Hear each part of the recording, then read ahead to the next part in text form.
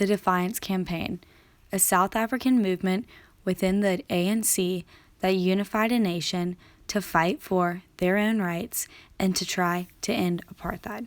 This documentary will look into the historical context of the Defiance Campaign, the key figures, the overall successes, and the philosophical approach of the Defiance Campaign in order to get the best understanding of how successful or unsuccessful the campaign was. The National Party won the election of 1948, from which they began to oppose strict laws against the Bantu people. They used their political power to pass acts and laws such as the Immorality Act. The Immorality Act prohibited sexual interactions between whites and non-whites. This created a more separate nation without passing laws to separate the nation physically.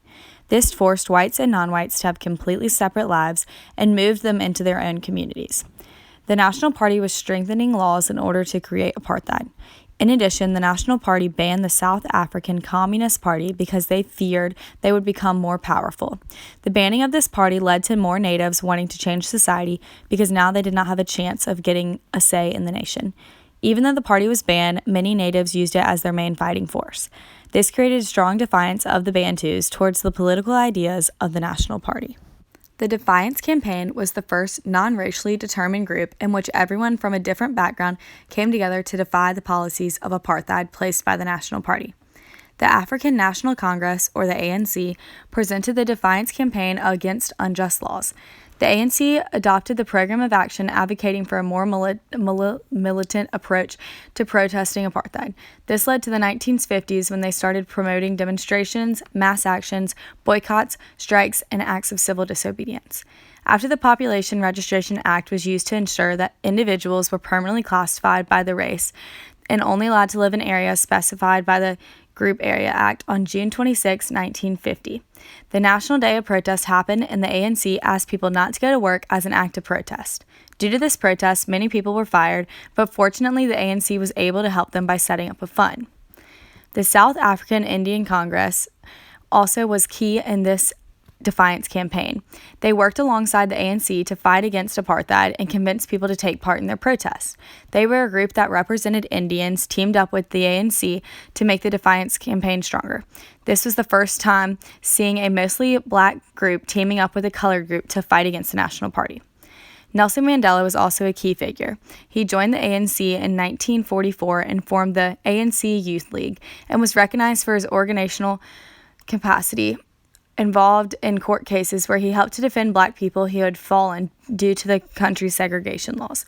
Persuaded by the National Party leaders to adopt the Youth League's racial program of action, singly most important member in organizing civil disobedience across the country, opened South Africa's first black law firm in Johannesburg, influenced force behind the decision to create an alliance with other anti-apartheid groups through the Congress Alliance, and over 300 people were arrested as a result of the crackdown of the National Party targeting anyone who was potentially trying to overthrow the government. Throughout the campaign, civil disobedience was used, which means refusing to comply with certain laws. These people were defying unjust laws.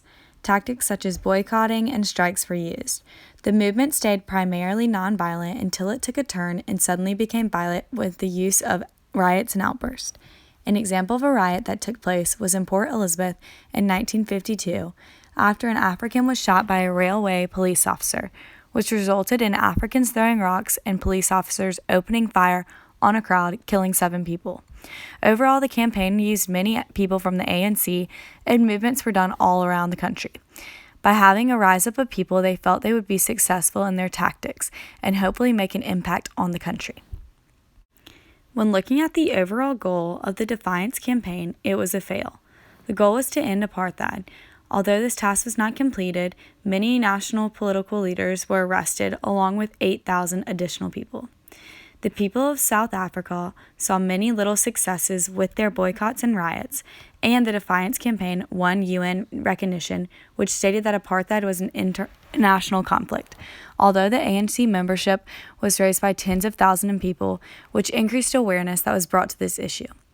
This movement also helped to create a platform from which many people of all different races could come together and fight for equality. The success was seen more from a social aspect as opposed to a political aspect.